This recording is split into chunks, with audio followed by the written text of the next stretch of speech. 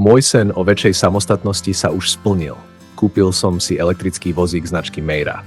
Keď mi ho poisťovňa neschválila, rozhodol som sa investovať svoje úspory a zaplatil som si ho sám. Nevnímam to však ako dôvod na ľútosť. Naopak, elektrický vozík mi otvoril nové možnosti v každodennom živote a ukázal mi, aký veľký rozdiel dokáže priniesť správna pomôcka. A cieľom tohto videa je ukázať, ako mi vozík pomáha byť samostatnejší a uľahčuje bežné činnosti. Pri konfigurácii vozíka som si doprial aj elektrické polohovanie sedu. Nebola to nevyhnutná výbava, ale vedel som, že mi zvýši komfort a praktickosť pri každodennom používaní.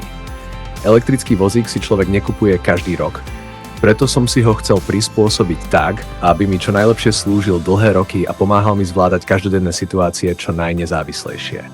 Ako môžete vidieť vo videu, dokážem elektrický vozík ovládať aj napriek tomu, že mám diagnózu DMO, kvadruparetickú formu. Myslím si, že ani nie je potrebná úplne jemná motorika.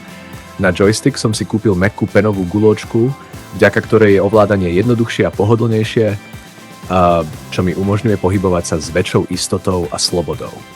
Je jasné, že moja rodina ma nepustí samého na ulicu, no aj tak je úžasný pocit môcť sa pohybovať nezávislejšie, rozhodovať o svojich presunoch a nebyť pri každej zmene miesta odkázaný na pomoc druhých.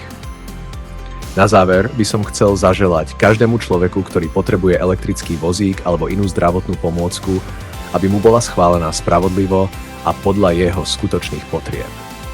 Verím, že vhodná pomôcka dokáže výrazne zlepšiť kvalitu života, priniesť viac slobody, samostatnosti a umožniť ľuďom žiť aktívnejší každodenný život.